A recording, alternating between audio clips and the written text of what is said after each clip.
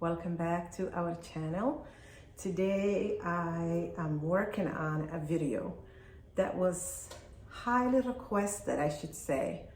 I had a video before a while back, and I made this bread at the time, as you can see, and I said it was sourdough spelt bread.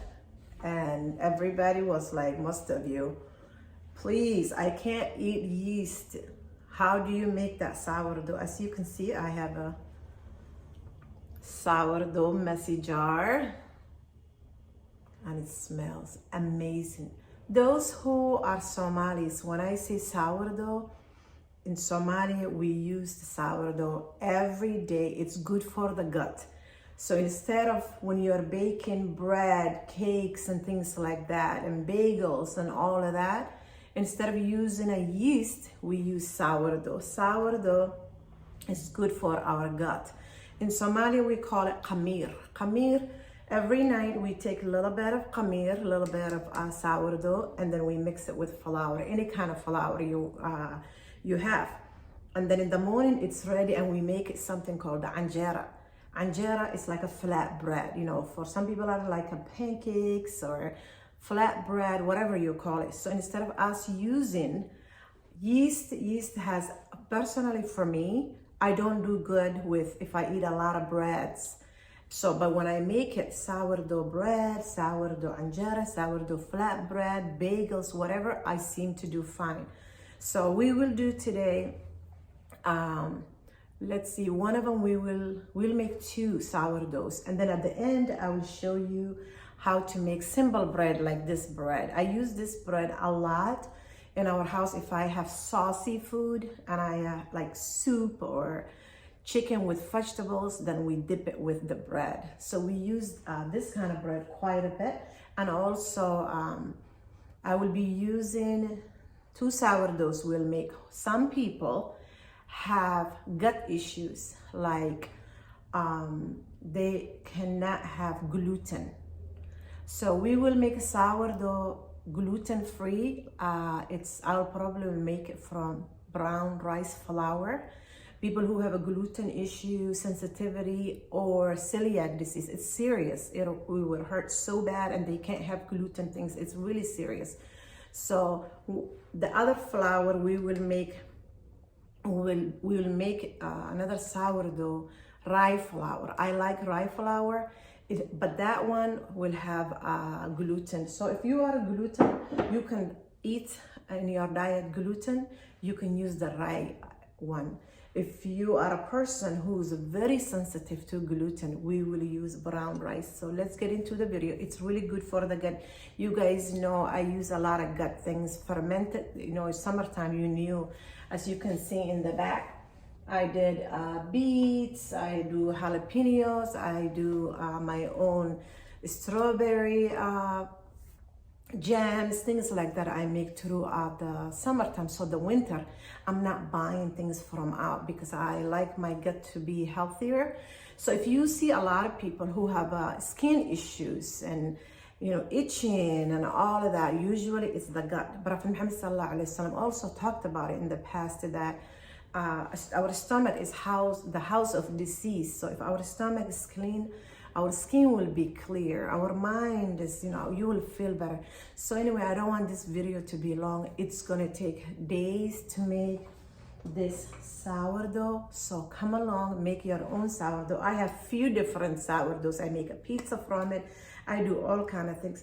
The smell is just amazing. So let's get into the video, inshallah, and come along. And you can use any flours you want. If you are gluten-free, you can use buckwheat. If you got gluten, you're okay with the gluten, you can use any flours. But the flours I use are, let's see, I use einkorn, I use rye, I use gluten-free. Also, when I need the gluten-free stuff, I use oat, gluten-free oat, I use rice, I use spelt, I use all these ancient grains. I don't use white flour because all the good nutrients was taken away. So anyway, if you are new to me, subscribe, Give the video a thumbs up. Less talking and let's get into the video. We will need 2 glass jars, any jars will do, 4 rubber bands, and some washcloths, and we will need a couple of spoons. I'm using some wooden spoons for now and measuring cups. This is rice flour and rye flour, 2 different flours. And we will need a cup for water. So I will get some of my filtered Berkey water. Filtered water is very important. It will help to grow that natural yeast. So 1 cup of the brown rice flour with 1 cup of water. Mixed. Clean the sides of the jar as much as you can. And that's really it. I normally mark it down with a rubber band. Take a little washcloth and cover it. That was the brown rice flour. It's done. That's all you need to do. And this is rye flour. Same measuring cup again. Each flour is different. So I mixed it with water. Clean the glass jar. Put a rubber band and I wrote this rye flour. That's it. Cover it. And put another rubber band so it stays nice and warm and set. Warm place in your house. That's it. Let's see tomorrow what happens. Good morning, day 2. So this is what it's looking like. I usually uncover it and smell it. All I'm going to do the second day, a little bit, something is starting. I'm just going to go ahead and mix it only, clean the sides and cover it. But I'll mark it down again, the rubber band. That is all we are going to do for now because it needs few days to start that fermentation and natural yeast that's in your house. And it's important to have it in a warm place. If the house is cold, it'll take a longer time. So here is the second jar, the rye flour. I always smell it. Don't be afraid to smell and see how it smells like sour or, what it smells like. It's supposed to smell good. So I just mixed it, cleaned it second day, and just covered it up again. Take it to a warm place. Alhamdulillah, that's really it. Here it is. The third day, it grew. You can see something is going on here. It grew that much. And then look at the rye flour. It grew even more than double. Can you see that? So you really started doing something good. Now you can see the accomplishment. All I'm going to do is mix it and disregard just some, about a cup. And I'm not going to waste that. Let's put a cup of flour and a little bit of water. Mix it. Same thing, clean it. Put the rubber band again to mark it down to see if it grew again. Cover it. Let's get the rye flour. We'll do the same thing too. As you can see, whatever I disregard, that's some amount I took it out. I put it into a different mason jar. So now flour, same rye flour, water as you can see. Clean it, put the rubber band on the side, and then cover it up. What I disregard, my children are going to use it for pizza tonight. We're not going to waste anything. Clean your station and leave it. Day 4, here we go. It grew and it became flat, that one. The rice flour, you can see it grew and it's holding up nice. So you can see all the bubbles, all the natural yeast. So let's take some out again, disregard some, pour more flour. It's really going good. Mix it up and cover it up. Set it on the side. Here is the rye one, same thing. We just mix it with more flour after I took some out. Let's set aside. Day 5 now. It smells amazing. Sour smell. You know you have a natural yeast because the air we breathe has a natural yeast. Same thing I did again. We fed it again and let's set it on a side. Let's take care of the other one. We are doing 2 different sourdoughs. Always remember, each flour is different. There we go. We fed it this time. And then day 6, it's looking bubbles and different looks and all that goodness it's going. Then I feed it again and a little bit of water, not too much water. That's all you do. You keep, taking some out, feeding it, mixing it, and it's going to grow and grow. It really depends on your house, how warm it is. And look at it again. The brown rice is acting amazing. The rye flour, it's just becoming a little bit slow. So every time is different. You just have to play and don't stress yourself about it. So now, since all that is done, I took some water into a bowl and I'm using some of the sourdough. Let's make bread now because we learned how to make sourdough. What are we supposed to do with it, right? Yep, I took a cup of warm water and a cup of the sourdough, mixed it, and I took 4 Spelt flour. We love Spelt flour. It's way better than plain white flour. I don't use white flour. So I mixed all that together. The Spelt flour had a little bit of salt. I put it in. So that's it. The sourdough, the water, and the Spelt flour became like that. So I just put a little bit of olive oil in the dish, cover it, set it aside. So I want to talk to you about this now. As you can see, this is einkorn sourdough. It's completely different. Sabrina actually gave it to me. And I want to do some sandwich bread with it sometimes. So I mixed it. I took some out. I believe it's called the levain. So I have that for later. So remember, every bread is different. Every flour, I should say. So what we mixed earlier, here it is. Let's mix again.